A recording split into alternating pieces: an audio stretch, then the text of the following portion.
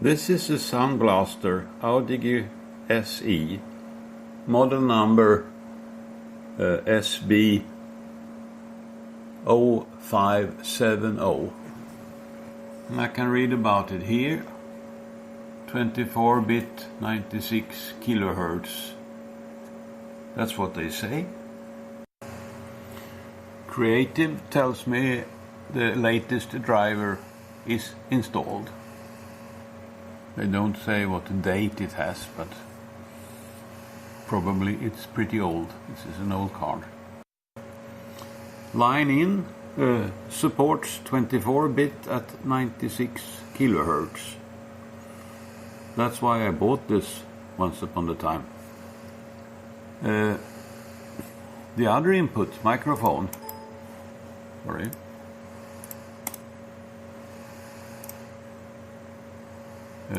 If I go here and say something similar and apply, format not supported by the device. That is a little bit bothersome.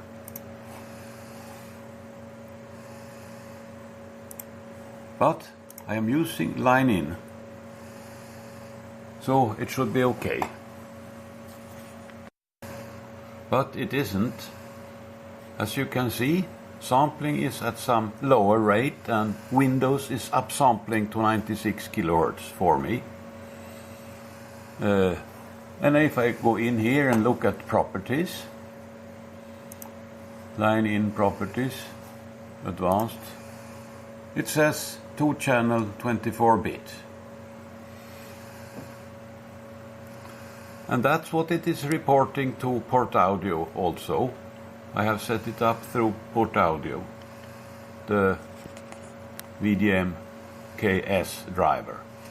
Well, the signal level is minus 18 dBm, and I set the gain to saturate at this point for the sound card. And I switch off the signal generator and see the noise floor. It's not good at all. Looks like a 16-bit card.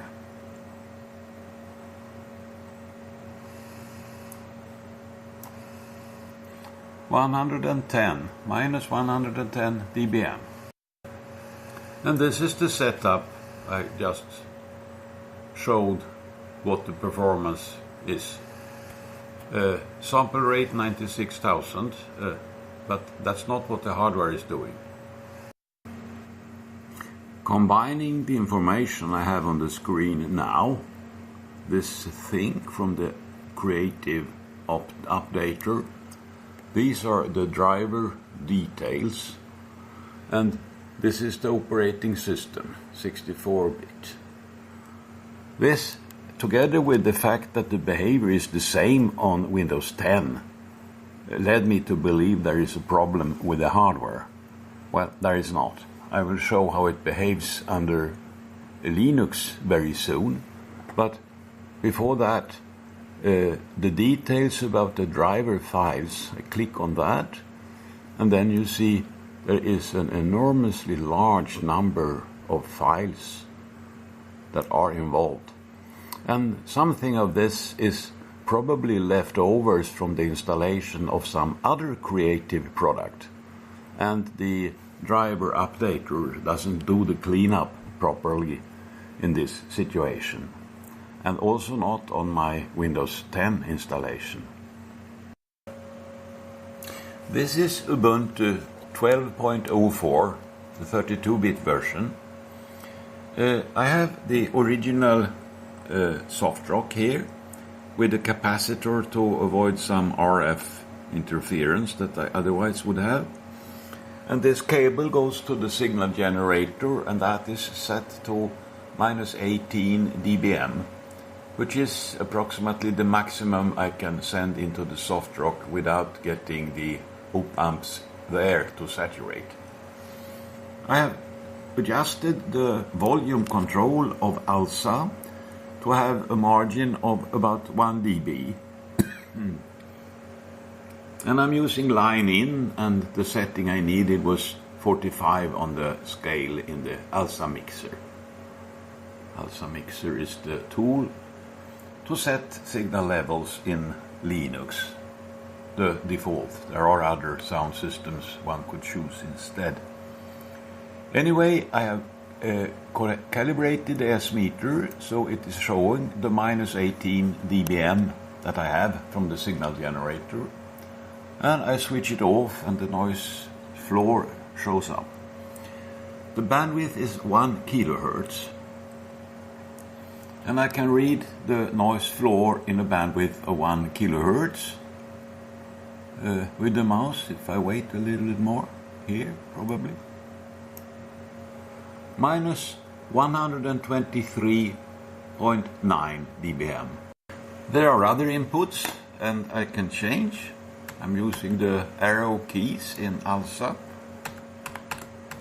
to change from line in for the analog sound to auxiliary in. Look at the noise floor, that's auxiliary in, that's line in. Now I don't know whether the level is right, I have to check that first, of course.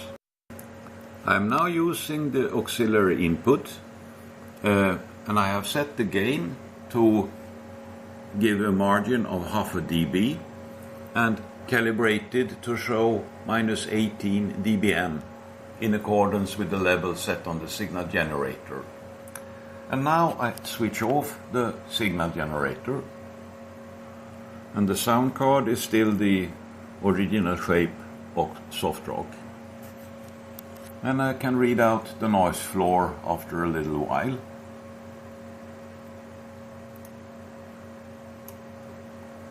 I have to wait a little bit more. Minus 127.6 dBm is the result now, and it's better than I had on the microphone input, and you can see the noise floor looks flat and nice now. I'm using this blue box, a very good crystal oscillator, and I have set the level to minus 8 dBm. I haven't changed the calibration and I read it out, at minus 18 dBm, of course. This is the original shape Softrock. I can step the frequency 20 kilohertz from here.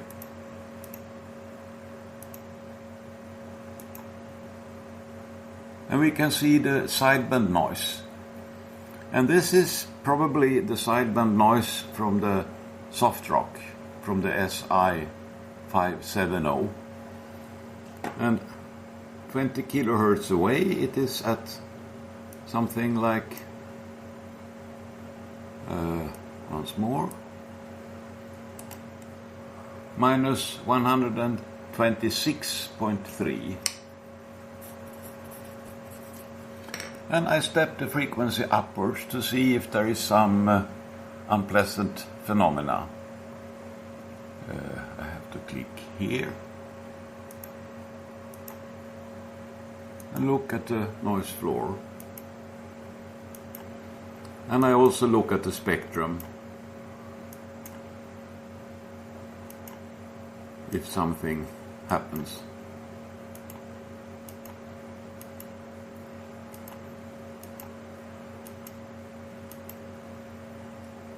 And nothing dramatic.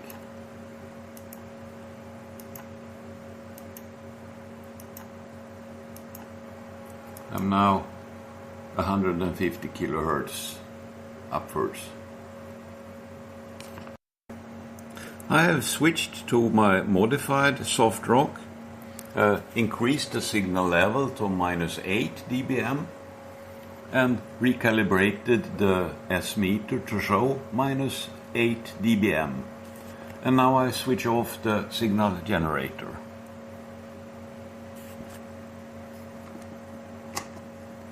And I have to kill the precision oscillator because it contributed a little bit. And now the noise floor is at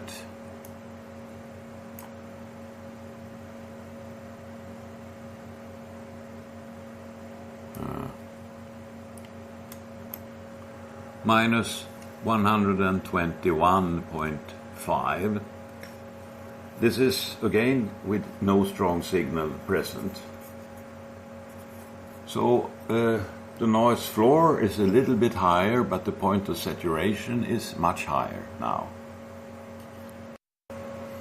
Now I'm sending the crystal oscillator into the modified Softrock at a level of -8 dBm, and then step away in frequency. 5, 10, 15, 20. So 20 kilohertz away. The noise floor looks like about 20 kilohertz. I will evaluate it before I continue. From here to here. Well, once more from here. That's -120.0. And I continue upwards to see whether there are some unpleasant things belonging to the sound card or the Softrock.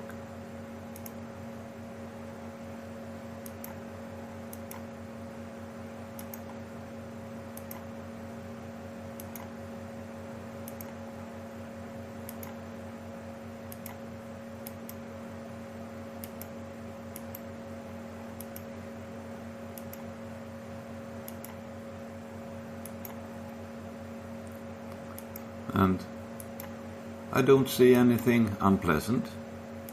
It seems that the noise floor is just a little bit lower here, about 100 kilohertz away in frequency.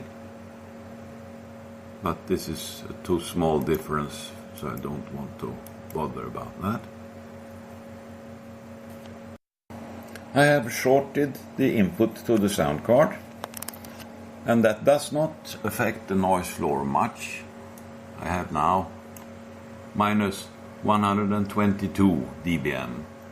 It means that the sound card is the dominating source of noise, and that a better sound card with this modified box would give a significantly better performance.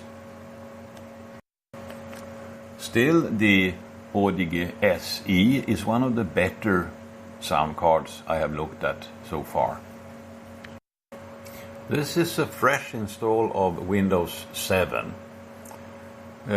Windows Update doesn't work these days, or at least it takes more than 24 hours before it shows any sign of making any update. So I have skipped that, and for that reason I think there are problems with installing the screen driver. But I have installed the Sound Blaster Audigy and no other sound system, and here are the drivers I can find with port audio. And I want the auxiliary input, that's number 30, and it's only available as WDM-KS. It should give me 96 kilohertz and 4 bytes. So I select this.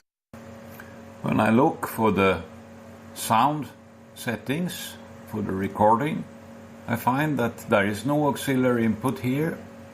There is a line in and a microphone, and the line in is currently unavailable. But the microphone, if I look for the properties, advanced, it says 2 channels, 24 bits, so that looks promising. And then I go here and run.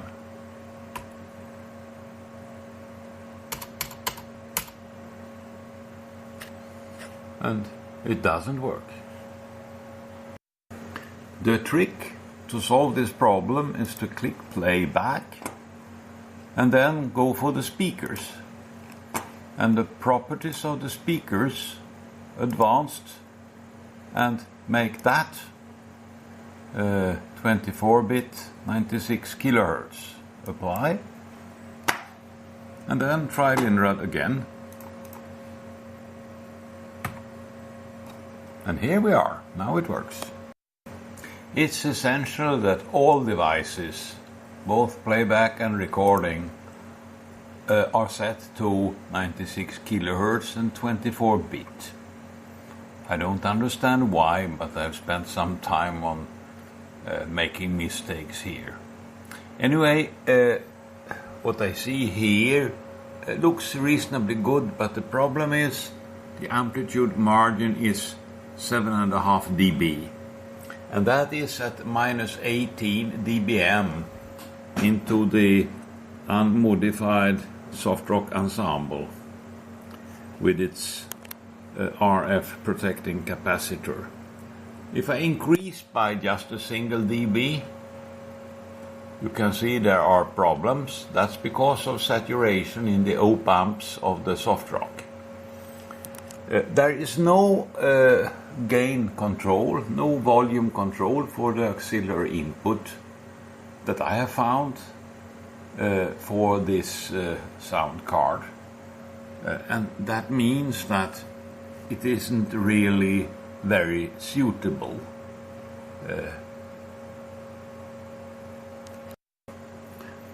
I have calibrated the S meter to show minus 18 dBm, which is the signal level that I'm sending into the unit. And when I switch off the generator, I get the noise floor here. And actually it is not too bad. We don't use this sound card in full, but nevertheless the noise floor is minus 126.1 dBm. There is a special thing with some of the Sound Blaster or creative drive routines. Look at the mirror suppression. Here's the signal, there is the mirror image. I changed the frequency, and you can see that the image suppression becomes very poor. And I go further, and now you can see that the mirror is here and the signal is here, and that is weaker, 110 and 120. And one more step. So something is very wrong here. It is the time shift, this parameter, which is 0 and was 0 under Linux, but the Windows driver has some kind of error. I have to make that parameter -1. So I press A and use port audio, yes, and auxiliary, that's 30. Sampling speed 96 kilohertz, 32 bits. Number 2, because we have 2 audio channels for 1 RF channel. And then number of points to time shift between I and Q. I make that -1. Sorry, -1. I don't have the correct keyboard for this fresh install of Windows 7. Latency factor 1 is okay.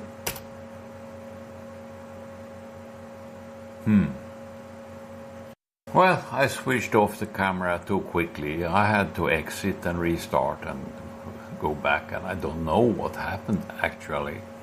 But now I have it running with the new parameters.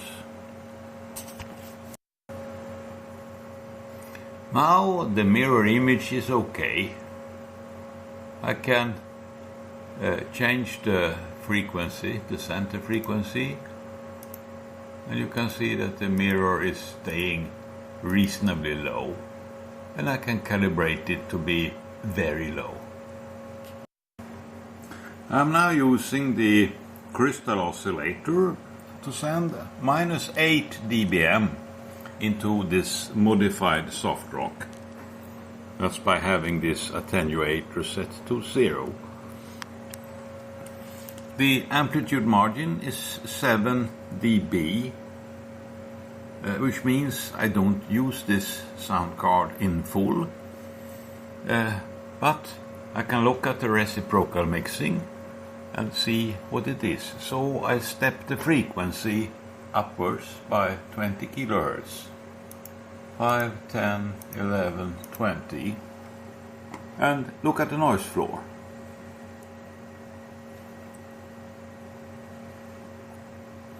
And I can read it out. And I find minus 120 dBm. With a 10 volt supply to the Softrock op-amp, we should get 6 dB more signal, but the noise floor shouldn't change, and that should allow 6 dB more dynamic range. I don't know why, but it seems to me that this is more favorable than what I found under Linux. Anyway, this is a sound card. Within a reasonable future, I think we will get AD converter boards that are designed to use with SDRs, and they should be far better. But in the meantime, this is not a bad choice if you can overcome the driver issues.